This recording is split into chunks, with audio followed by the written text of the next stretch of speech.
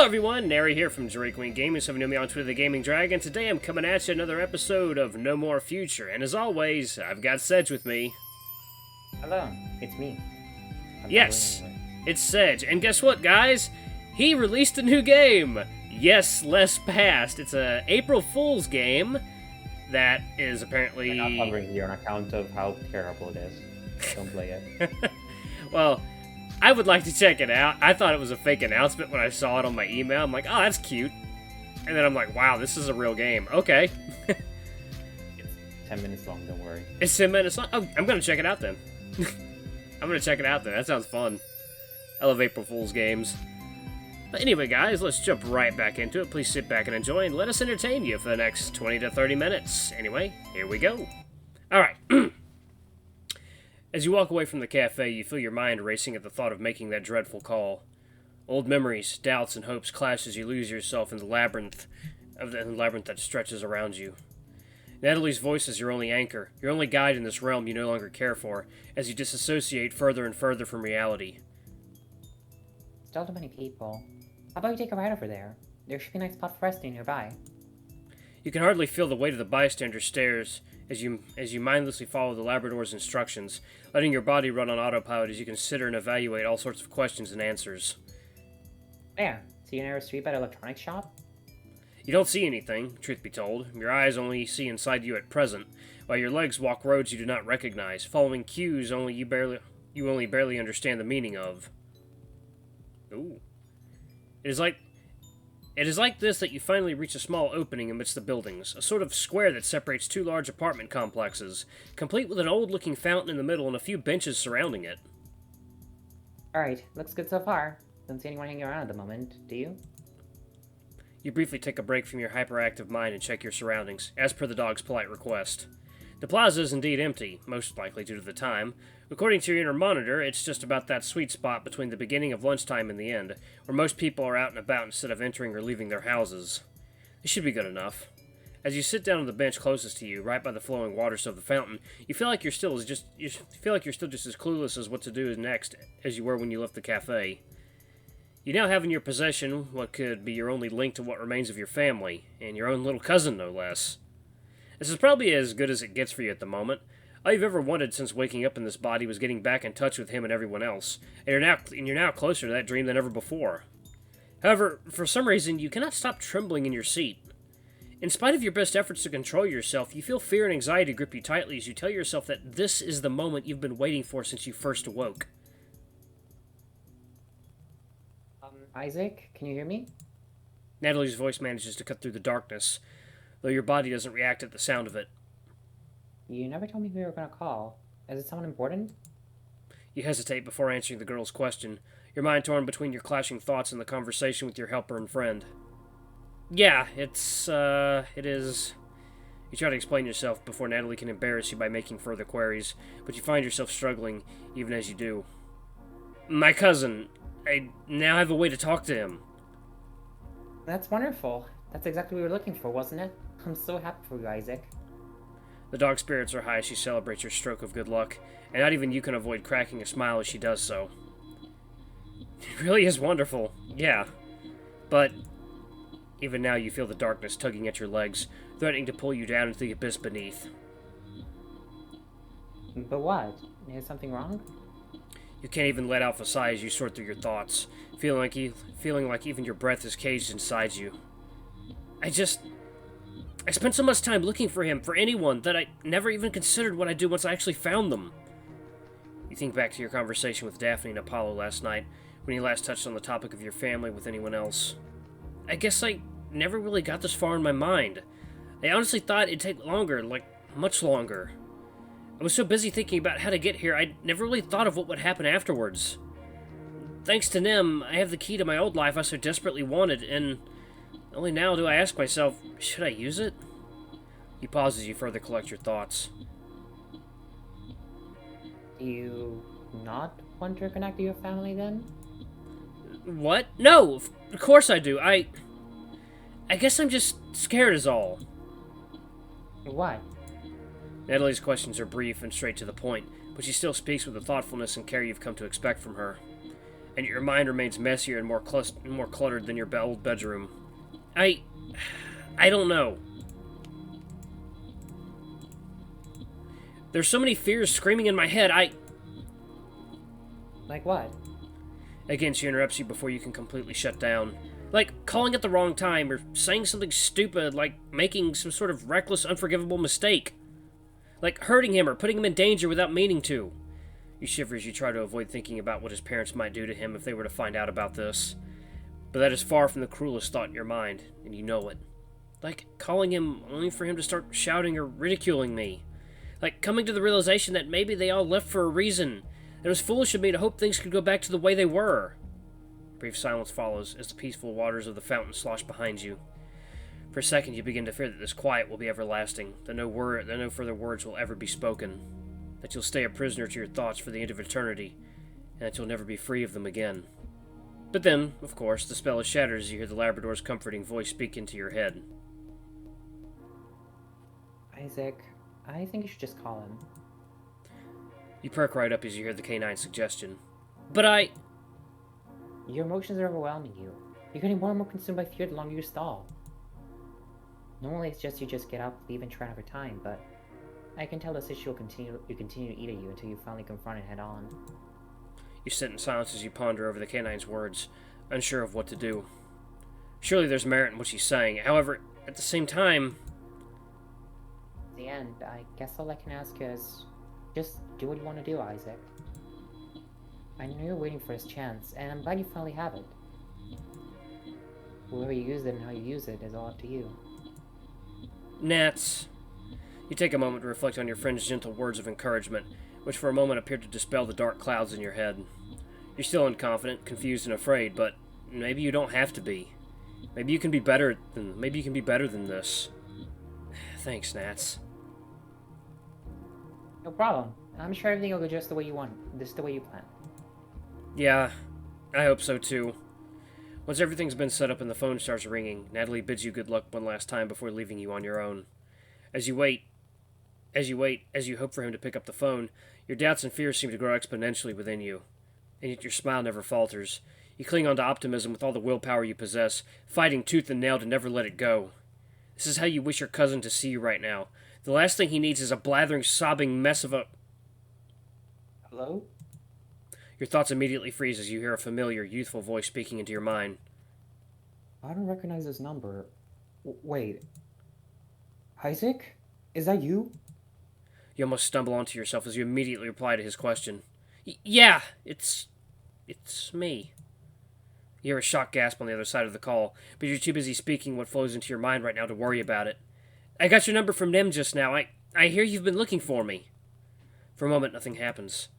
Neither you nor your cousin say another word, and an awkward silence fills the gap where your explanation should be. You desperately try to say something, anything, but the words disappear from your mind just as easily as they first appeared, leaving you stranded in a conversation you're no longer sure you should be having. As you feel embarrassment and regret crawling up your spine like a monster ready to jump at you at any moment, you painfully await your cousin's reaction to this unsolvable mess you've created. Then the sound of some kind of wooden surface being slammed repeatedly by a fist or some other blunt object can be heard from the other side, seemingly without reason. As you question just what is going on, you hear George speak once again. I fucking knew it. His tone is surprised, relieved, but mostly really, really excited. Dude, I fucking knew it. Holy shit. You're alive. You're really alive. Everybody told me you were dead, but I knew something was up.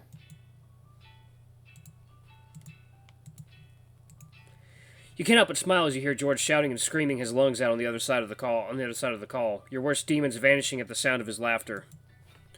Though you're still worried about his parents finding out, that fear pales in comparison to the hope you've just reacquired. I just can't believe it. Those lying pieces of... He makes an effort to recompose himself before making his next query, while you wonder just how much your family revealed about your passing to your cousin. I know what happened. It takes you a while to come up with an answer to that question, open-ended as it is. I guess I can see where they came from when they told you that I died. That was bullshit, right? I mean, you're talking to me right now. You expected George to be somewhat skeptical of your resurrection, but his faith is much stronger than you anticipated. Though, knowing him, you probably should have expected him to react like this. Like, I knew something was up right from the get-go. No visit to the hospital, nobody in the casket at the funeral, and they immediately decide to relocate here of all places? Hold on a second. They held a funeral? For me? If you could still cry, you'd have broken into tears at the realization. Your voice certainly cracked as it happened, at least. A funeral for a living man. You didn't think they were capable of that. To mourn your passing, instead of celebrating your survival with you, it's not like you don't understand their point entirely, but this is still so wrong on so many levels. They knew there was a chance. They knew you were still here in a way. But they ignored it and chose the ending they preferred the most without even considering your feelings, or George's. You feel sick. Isaac? Isaac, are you there? Your cousin's voice snaps you back to reality. You hasten to reply before he becomes even more worried about you. Yeah, I'm fine. Oh, good. That's good to hear. He sounds a little apologetic all of a sudden, probably because of your sudden silence earlier. Anyway, you still haven't told me how you survived. One day your brain was able to pop, and the next... Well, I really have no clue at this point. It's a long story. I have time. My parents aren't around right now, if that's what you're wondering. They're off some kind of conference or seminar or whatever. You know all those things get. He sounds really eager to learn all the details you can spare. Not that you can blame him. Yeah, I get what you're talking about. Well, alright. Basically, I got approached by that one company, Pandora, and... Dora? That weird corporation that's all over the news these days? That's nuts. What do they do? Replace your brain with a computer or something? And your vocal cords do by chance? I didn't say that before, but like, your voice sounds a little different from what it was. Don't get me wrong, it's totally sick, but... You hesitate to reveal the full truth to George, once again fearing he might not take it as well as you'd hoped. But in the end, you decide there's little to gain to be found in lies and deception. I had a whole lot more replaced than just my brain. They tried to rip my soul out of my body and place it in an android equivalent, which I'm not even sure if it worked, but... Wait, hold on. You can feel excitement once again building up in your cousin's voice. You're the synthetic? Holy shit! You can hear your cousin practically bouncing around with excitement as he realizes the full extent of what happened to you, leaving you completely flabbergasted. You thought he stopped overreacting like that back in middle school. Probably not the right time for jokes, you realize. After all, there's still a chance he could take this whole thing the wrong way. Yeah, I'm a synthetic now. I hope that doesn't... No wonder this freaks don't let me find out. You became so fucking cool that simply couldn't bear it anymore. Holy shit, I'm about to faint. Never mind. Looks like you've other things to worry about instead. George? Please don't do that. Huh? Oh, sorry. You know how I get when stuff like this happens. Still, this is nuts. It's like a bombshell after a bombshell. It does feel like you've quite a lot of ground to cover. This isn't the sort of conversation you imagined you'd be having on the phone. And yet you can hardly imagine an alternative way to reintroduce yourself to... Okay, hear me out. My parents are gone until 4 p.m. at least, 5 if we're lucky. Those call gatherings take forever to wrap up, trust me. How's things your address of a new place? It's a small villa on the outskirts of town, right by Tulip Peak. Are you anywhere near Bloomberg right now? Bombarded by all these questions, you can only faintly make out an answer as you mull them over. I am, but George, what are you saying? What do you think I'm saying? I'm saying you should come by when you can. There's so much stuff I want to talk about. You can expect me to do all that on the phone, especially when I can even see you. Look, George, I don't think this is the right time to attempt something like this. Huh? Why not?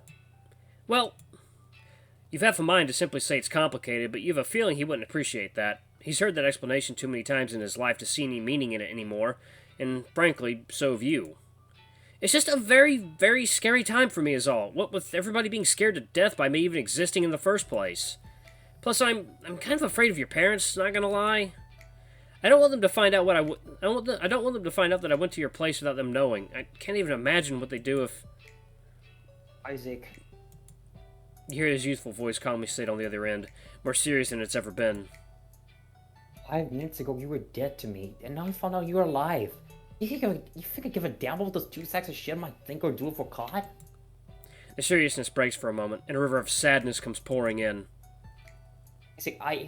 I've missed you. I've missed you so much. I never thought I'd even get to say those words to you again. I just want to know if I'm not imagining things. That it's really you I'm crying to, you know?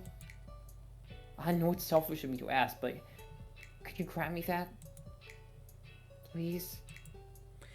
It's hard not to cry as well, when such unfiltered emotion penetrates your mind, awakening dormant memories and regrets within you as it does.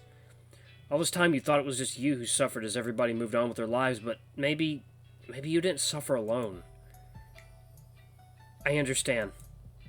You muster the words before your brain even has the time to make a case against the reckless decision. I'll be on my way soon. Really? The relief in his voice is practically palpable. Please so much. You have no idea how much this means to me. Believe it or not, I think I kinda do. In spite of the maelstrom of thoughts that ravages your mind, your smile is genuine and your hope soars higher than ever. Whether it is once again misplaced or not remains to be seen. And I can't believe I'm actually going to see you again after all this time. You better not stand me up, got it? Hey, you know I'm not gonna do that. Who do you take me for? You hear George chuckling again on the other side of the call. I'm kidding, don't worry. I know you wouldn't do that. Well, I'm gonna go get things ready for your arrival. Don't be late. Of course! See you later! See ya. And so with a final farewell on your cousin's behalf, you hear the connection breaking up, leaving you as alone as when you first arrived here. That is to say, not at all. Oh, for some reason I expected it to sound different. Nats? Hmm? Oh, sorry. Weird thing to say all of a sudden, huh? After an awkward pause, the canine speaks once again. So, heading to your cousin's place after all? Looks like it. The mountains were definitely not where I expected to go today, but who am I to complain? And definitely be staying home with that FBI jerk or Mr. Morgan.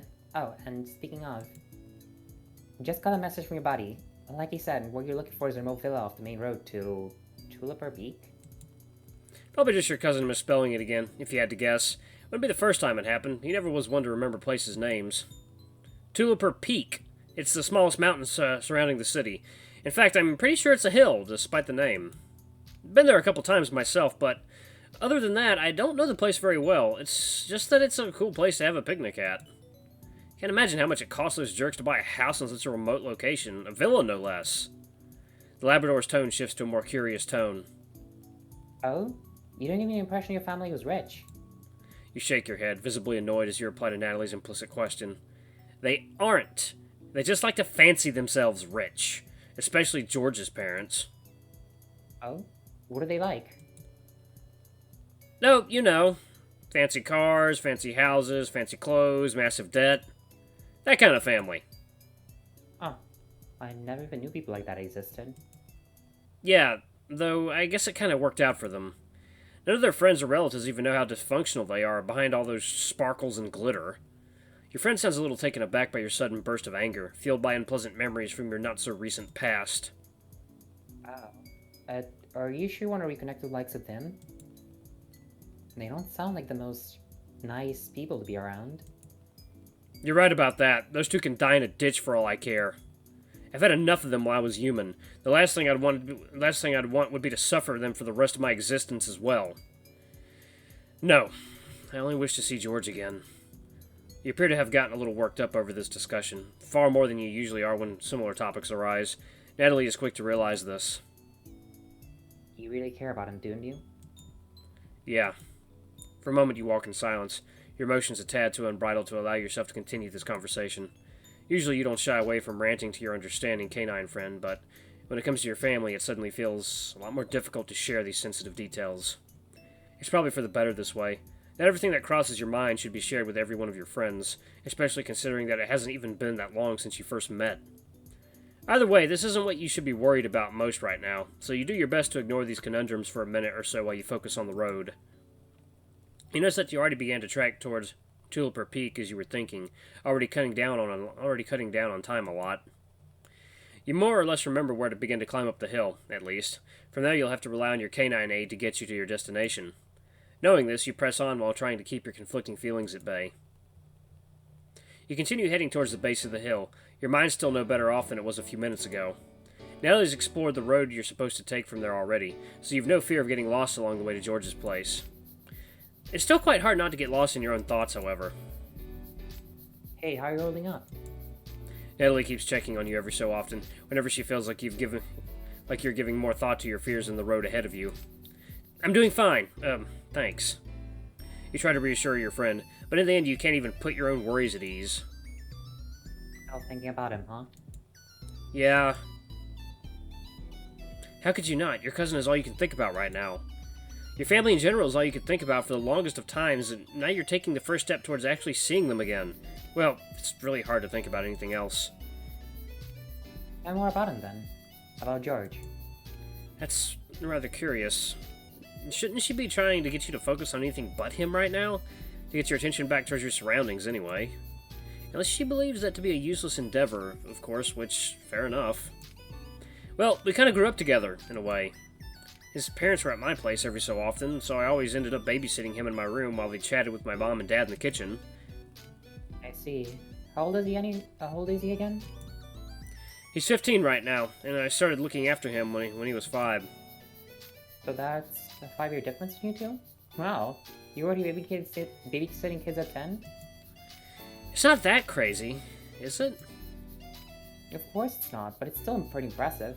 Plus, it's not like every parent is so quick to hand over the kid or another child. I would have trusted him at all for one. Yeah, I'm surprised they even let me near the poor kid at all. Huh? What do you mean? He sighs as you recount yet more unpleasant memories. Let's just say that his parents were always quick to shower him with attention. Oh, like he got way too much attention growing up? I understand why that'd be... The wrong kind of attention. My parents were strict for sure, but his were utterly deranged. If even half the stories you told me about them during those babysitting sessions were true, then you shudder as you try to sort these awful thoughts out of your head. That's why I tried to babysit him as often as I could, even after he grew too old for it. Be it to study for a test, learn a new sport, or just look after him while his parents were away. I tried to make my room his second home as much as I could. It's not like those two were going to parent him right anyway, so I took it upon myself to give him the sort of love and attention he really deserved. Aw, that's so nice of you. I'm sure he's very thankful for that. You figuratively blush as you're reminded of all the nice gifts you received from him over the years. That ice sculpture he left with you when he was 7 still holds an important place in your heart. Your gifts to him may have been cool and shiny, but his always felt the most genuine and true. Yeah, he was. I always tried to be positive around him, but be the sort of warm shoulder he could both cry and rely on while growing up. I gave him time to vent all the stress away, of course, but then I did my best to focus his emotions in the right direction. Give him opportunities to express himself that he wouldn't get anywhere else. Of course, I couldn't do everything on my own. In the end, he still ended up suffering a lot in his life, and all I could do was sit and watch from afar as it happened. As you reminisce about those nightmarish times, you feel something brush your hand as you're walking down the sidewalk, prompting you to pull away from your reminiscing mind and refocus back onto your surroundings. It appears a young kid reached out to touch your hand while you weren't looking, dragging a middle-aged lady with him as he did so. His eyes sparkle with curiosity and excitement, whereas his guardian is anything but. Fearing that you might have somehow hurt him without realizing it while chatting nonchalantly with your friend, you try to reason with the elderly woman. Sorry, are you alright? Get away from that thing already, Billy. Without another word, the lady grabs her teary-eyed child and storms off, not deigning you with another moment of her time as her kid screams at the top of his lungs. You stand still in the middle of the sidewalk, stunned as the people around you eagerly record the incident that just occurred. You can only hope they caught more than just the aftermath of that drama as you try to process what just happened in your mind. Well, that was awkward. Ellie tries to make light of the situation, but you're in no mood for that. That was normal. Total lack of explanation and everything. Most people see me as nothing more than radioactive waste, and the rest? You take a brief look around you, your annoyed gaze unnerving the bystanders nearby. Not too long after, everyone is back to their regular lives as if nothing happened, while still keeping an eye or two locked onto you. What a jerk. Didn't even explain what her deal was. And all these clowns taking pictures like it's nothing are annoying too. Now it's the Labrador's turn to let her emotions run wild. Not like you can blame her. Between this just now and yesterday in the train, she's had plenty of opportunities to see what people really think of synthetics like you. Well, get used to them. Until you guys can convince the world that I'm a human, I suspect we'll see plenty more people like that. Yeah, I know. I'm sorry. It's alright. I don't blame you for getting worked up over this or anything. Still, in spite of your attempts at following your own advice, you can't help but feel a little fearful over what just happened. God, I really hope he doesn't react like that as well. Huh? What do you mean? Nothing. It's nothing. Your friend clearly doesn't buy it. Come on, what's bothering you? Nothing. I might as well say it. I guess I'm just worried about how George might react to seeing me like this is all. I know I'm probably worrying over nothing, but you sigh as you wonder how to best explain your fear, which is as irresistible to you as it is mysterious. I think you're probably still a little strict on Lady in her antics, all things considered. But you shouldn't be worried about that. Your cousin sounded ecstatic upon learning you're synthetic. I'm sure he'll welcome you with open arms. I know he reacted positively when he found out about it, but will he react positively when we actually meet as well? There's a big difference between your thoughts on something that you've only seen in the news and something you can actually see with your own eyes. I worry that once the illusion breaks and he sees me for what I really am, he might... React to seeing as these jerks? Come on, have some faith in him. He's your family. Well, the good part of your family, anyway. He went through all these lengths just to meet you. I'm sure he won't turn his back on you now, even if you look a little different from before. You can feel a phantom tear fall down your cheek as you reply to your friend's kind, reassuring words. Are you sure about that? Positive. Everything's gonna be alright. You have my guarantee. I'll take that. With a newfound smile on your face, you continue your downtown trek, making sure to no longer bump into other people by accident as you do. Even as the streets start to lose their sense of familiarity and you begin traveling through previously uncharted territory, you never let go of your hope that you'll find that what you'll find at the end of this journey will be worth all the hassle you went through. A good 20 minutes later, you finally reach Tilper Peak and begin the climb to the summit. The area is unfamiliar to you, but it appears to not be commonly traveled at this hour of the day. If these hills could speak, they'd probably be relieved that tourism isn't something the town nearby heavily relies on. Eventually, about half an hour after you first begin your trek uphill, you notice an off-beaten path that seemed to lead to a private area. Given that the path was large enough to fit a car and probably more, you decided it would have been a good idea to investigate further. Sometime later, you finally found a secluded villa overlooking the town below at the end of the path. Had you not known it was here, you might have also missed it, half hidden between its peaceful surroundings as it is. The soothing late autumn colors of both the building and the hills around it put your tired soul at ease as you gaze upon what seems to be George's new home. So, looks like this is the place. Ellie tries to spark a brief conversation with you, seeing as though you've been lost in thought ever since you first arrived here. What do you think? Does this look like the sort of place you had in mind when you were looking for Adam's new hiding spot? I'm not sure about that. You definitely weren't expecting them to hide in plain sight like this, at least. You thought they'd at least move cities, maybe even cross a state line or two. Instead, they stayed right here, almost as if to taunt you. Or maybe they just expected you to look for them elsewhere. You never were good with mind games. Either way, it looks like I can't delay this any further. What do you mean? You sigh as you confess your thoughts to the ever-curious Labrador. I'm talking about my fears, my half-baked ideas of turning tail and running mostly. I've been struggling with those since that call earlier, and there were a couple times along the way where I almost did it for real. But now there's really no going back. Whether I can stomach it or not, I'm here now. I have to keep my promise. Agreed. No way you're gonna let your cousin down, right? Plus, even though anyone would stumble to this place at random, it's still a good idea to get out of the road as fast as you can. If someone would see you here... They might start spreading rumors, and George's parents might find out about this. Yet another thing you hadn't previously considered. Now you feel doubly a fool for hesitating this much. It's probably a good thing you didn't catch a glimpse of another soul while getting here, but you shouldn't be pushing your luck. Now I really need to get in. Yep. Well, door's bell's right here. Good luck. Did you want to pause it here? Sure, if you want. Okay. I was thinking that maybe the next video, we can continue, actually going in. Yeah. Alright, that sounds good. Here, let me save it right here. Alright, thank you, Sedge. I really appreciate this. I love playing more of this game. It's so much fun. And I'm going to be checking out your little April Fool's game. Sure.